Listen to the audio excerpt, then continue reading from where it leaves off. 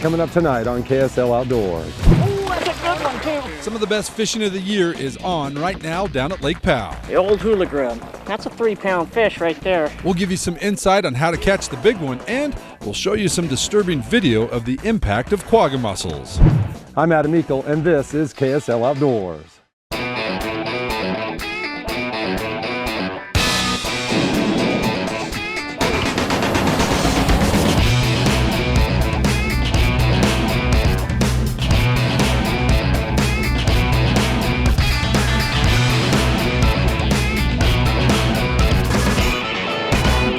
KSL Outdoors with Adam Eakle is brought to you by your local Ford stores. Welcome to KSL Outdoors. I'm Adam Eakle, and welcome to the new South Jordan Sportsman's Warehouse. I'm here with Joe, the store manager, and Pete, of course. How you doing, Pistol Pete? We're good. We're gonna go fishing. We are. We're going to go catch some fish, Adam. Hey Joe, this store just opened a few months ago. Looks about half, maybe 3/4 the size of a normal store. Yeah, we're about half the size of a normal store. We have all the key items that the regular store does in Midvale, though. Dude, we've got some lures that are guaranteed to catch fish. We can't account for you, Adam, but they're good lures, and we're going to show you how to rig them. We're going to do everything to help you so you won't be afraid to go to Lake Powell and have a great fishing trip. Good deal. We're going after the Big Five down at Lake Powell. Some of the best fishing is going on right now. Let's go hit the road. This has become kind of an annual thing for us, hasn't it? It has. It's been, it's always nice to get out of the cold country and come down here to Lake Powell when it's warm in the spring and fish for some active fish. Ryan is the Flaming Gorge project leader for the DWR, but every once in a while he needs his pal fix, as do I. We've picked a great day to fish. No wind, the water is hovering around 60 degrees, and the fish are waking up. Well, we made it to Tapestry Wall. This has historically been a good place for us to troll for both striper and walleye. A lot of times they're suspended here. Trolling for those species allows you to change up crankbaits, change up speed, change up things a lot quicker, and cover a lot of water. Yeah. And it can be really effective. We had a pretty good day today. Just as I picked it up, fish hit it. We're trolling our lures about 100 feet behind the boat, about 3 miles per hour. Our lures are running about 18 feet deep, which is perfect because we're marking fish around 20 to 30 feet. What have we got? A walleye. No, striper. Little striper. In terms of crankbaits for trolling, I really like walleye divers. Silver and black, silver and blue, orange peel, chartreuse and white, they work really well. We caught fish today on flicker shads. There's a fish. Pretty simple to do. You know, you can go fairly fast too. Yeah, exactly. A lot of people, I think, troll too slow. Even some of the walleye we got today, we're on the outside board on a turn. And so we were trolling 3.2, I think, when we caught a couple of those walleye. So that outside board's probably going 4 or even faster. These fish are a little small. I think we're gonna go and try and use some different tactics and try and catch some bigger fish. This is another walleye. A little better walleye. Not much though. Trolling is a great way to find fish, and it's also a great way to get kids into fish at Powell because the boat does all the work. Pretty young striper, I would guess. In short order, we caught 4 walleye and 2 striped bass. But it was time to check in on Pete and Joe. Oh yeah, fish on, baby. Oh, like they're swinging into the boat. Woohoo! That's a good fish. The old Hoola grub. That's a 3-pound fish right there. Beautiful fish. That's what we like to catch. Nice green fish. Beautiful. Let's let him go back to mama. Pete is a lot of fun to fish with, and he's a knowledgeable Lake Powell angler. The Hoola grub in green, pumpkin, or brown is one of Pete's favorite lures here at Powell. What that looks like to the fish is it falls this way and it lands like that, and it looks like a crayfish in a defensive position with their, their claws up, trying to keep a fish from eating them, and their legs down here, and then you just walk it along the rocks. And the best is when you walk it off the edge of a rock and then it falls. Fish can't stand it. They just gotta eat it. All right, basically you want to cast in towards the rocks, let it sink a little bit, and then just tighten up your line a little bit and shake it. And set the hook when a fish takes it, just like that. Right now we want to stay with the crayfish colors. In a few weeks to a month, once the shad have spawned and you get those little shad fry, then I like to switch to this color, which is just a cream with silver flake. Oh, how about a smallmouth bass? Oh, it's a good fish. It's a good fish, boys. It's Mr. Walleye! Woohoo! Walleye! On the Hoola grub? That is your Hoola grub walleye.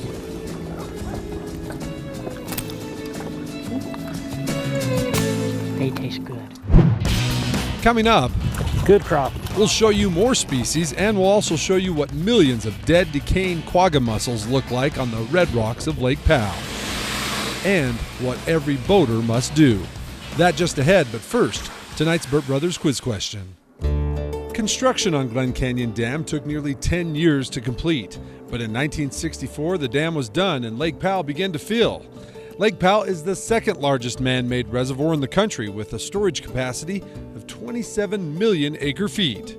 Our Burt Brothers quiz question tonight is, can you name the major tributaries that fill Lake Powell?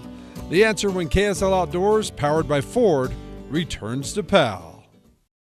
KSL Outdoors is also brought to you by Fish Tech Outfitters, Utah State Parks, Burt Brothers, Sportsman's Warehouse, Evanston, Wyoming, and Camp Chef.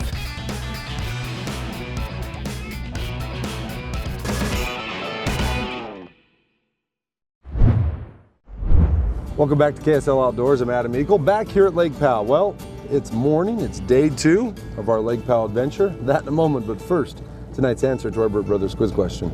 And our question is, can you name the major tributaries that fill Lake Powell? Here's the answer. Although many of Lake Powell's 96 major canyons supply some water to the reservoir, there are 3 major tributaries to Lake Powell. The biggest is the Colorado River. Then you have the San Juan and the Escalante River. Right now, there are over 3.6 trillion gallons of water in Lake Powell. Crappie. Good one.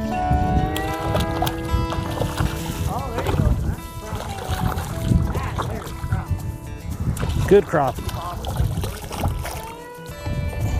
That's a good one there. Yeah, that's one of the biggest crappie I've ever caught. At one time, crappie and largemouth bass dominated the catch for Lake Powell anglers.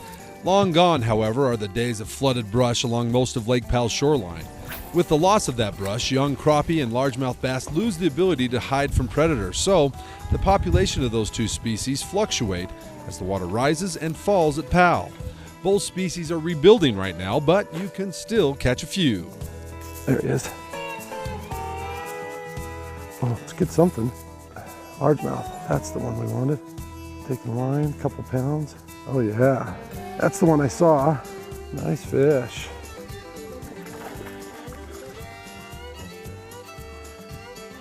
Missed him twice. Oh, we got him finally. Big old pretty bass, look at that. A couple pounds. Nice largemouth.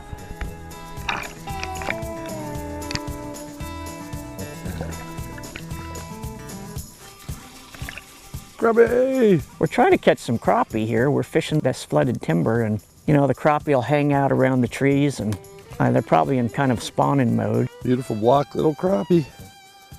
Probably one of the most pretty fish here at Lake Powell, I think. The black crappie. I grew up as a kid catching those. Look at the blues on that top of that fish.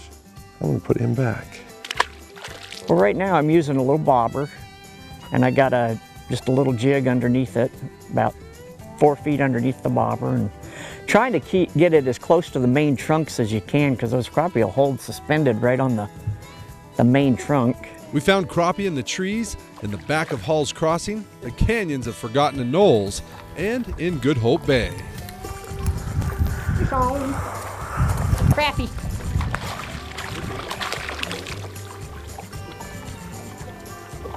Fish slap. There's a little crappie. A little bit better one. It's almost worth keeping. There's a fish, good fish too. But by far the most abundant sport fish in Lake Powell is the hard-fighting, bull-headed smallmouth bass. But you can see how fat she is. She's probably a female getting ready to spawn, so we're probably gonna put her back. Don't want to kill a bunch of smallmouth eggs, although that size, about the threshold, about the edge of it. So get him back in.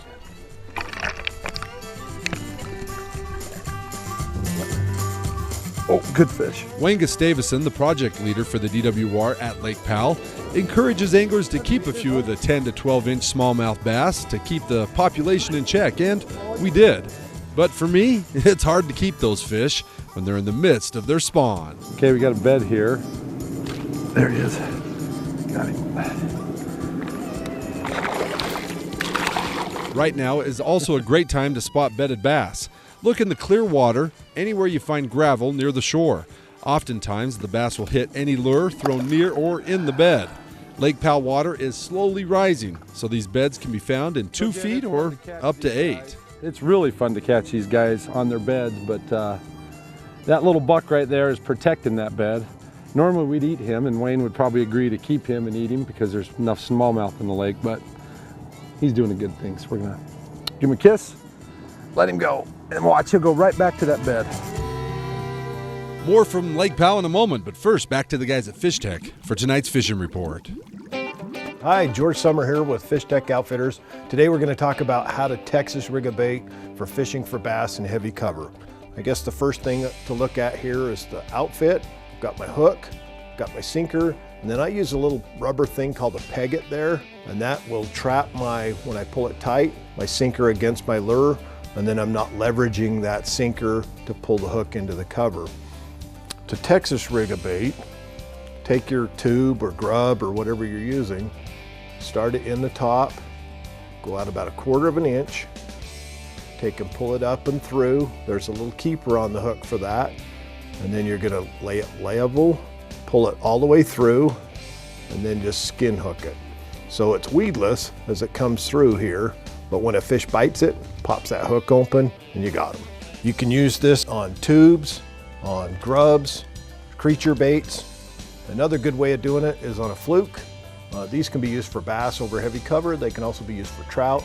I've got it rigged up here. I'm gonna rig it weightless. I've done the same thing. I've got a skin hook so that when the fish bites it, pops free, and you've got them. For tips and techniques like these and many others, stop in and see us at Fish Tech Outfitters. And now for tonight's fishing line.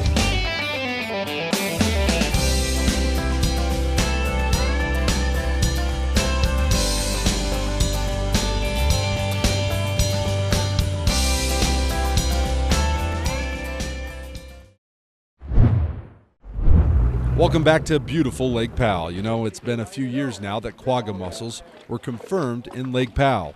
Last February, Wayne Gustavson with the DWR released this video he shot in Navajo Canyon. It was gut-wrenching for people like myself who have recreated at Lake Powell for decades.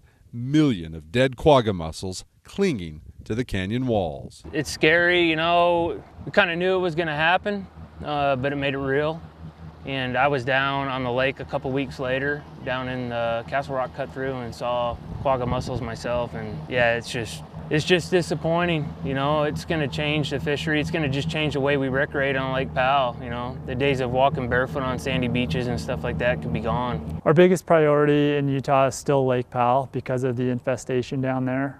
We do have Deer Creek along the Wasatch Front that is classified as a suspect water. Nathan Owen, the Aquatics Invasive Species Coordinator for the DWR, says boaters can expect containment measures at both Lake Powell and Deer Creek this summer. And those basically include technicians on the ramps, intercepting, exiting boats, talking with the boat owners, inspecting those boats for any attached mussels, draining all water from those boats, ballast tanks, live wells, bilge areas, making sure they're not transporting water out of the immediate area. Once they confirm that all water has been drained, they're actually tagging all those exiting boats with this orange seal. Once this seal is attached to your boat, you will not be allowed to launch that boat on any other water until your boat has met the mandatory dry time requirements for the state of Utah. The other option is if you know that you're going to be launching your boat anywhere in Utah before being able to meet that required dry time, you can tell our technicians, and in most cases we will try to decontaminate that boat on the spot before you leave the immediate area. Sometimes that's not possible just due to the number of boats exiting at any given time, but we make every attempt to do so. The last thing I want to do is move them to any other body of water, just like any other angler or recreationist, I hope. You got to police yourself and just make sure you're not transporting these invasive species to other bodies of water. Aside from the decontamination stations here at Lake Powell, the best thing that we can do as boaters is follow 3 simple rules. Clean, drain, and dry your boat. You know, in the spring, it's 18 days. In the summer, it's 7. If you have any questions, go to stdofthesea.com and educate yourself so that we don't spread these mussels and ruin another lake reservoir here in Utah. Time now for tonight's Utah Field Guide. Sometimes known as the sea hawk, fish eagle, or fish hawk, the osprey, like this pair we found in the back of Hall's Crossing, is a large raptor that feeds primarily on fish, swimming at or just below the water surface. Ospreys have vision that is well adapted to detecting underwater objects from the air. Prey is first sighted from the air, after which the bird hovers momentarily, then plunges feet first into the water. Did he get it? Yep. Wow, that was impressive. That's a nice rainbow too. The osprey is particularly well adapted to a fish diet, with reversible outer toes, closable nostrils to keep out water during dives, and backward-facing scales on the talons, which act as barbs to help hold its catch. Ospreys are found pretty much statewide. Flaming Gorge is probably the best place, however, to find and view this spectacular bird.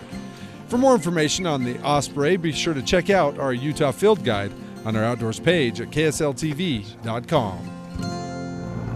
Boy, even in early May, make sure you bring plenty of sunscreen down here. It is only probably 9 in the morning and it is already heating up. It's hot, but it's beautiful up here. Hey, let's find out that recreation forecast now by turning it over to Kevin back in the weather department. Welcome back to KSL Outdoors, back here at Lake Powell. Hey, don't forget, if you're looking for some ideas to get your family into the outdoors, maybe the Lucerne Valley Marina Derby that's coming up, or how about Free Fishing Day in June? For all those and many more events, check our outdoors calendar page at ksltv.com. Well, I have a lot of memories back here in Halls Creek with my dad growing up, and going back in here, I think it's the old Johnson's Ranch is back in here, and hiking up to the waterfalls here in Halls Creek when we were a kid. A lot of old cool memories here. And boy, make sure when you're out with your kids this summer, take a lot of snapshots of your fond memories and submit them to our Snapshot contest. Now, time to turn it over to you for the best of the week, our Snapshot of the week.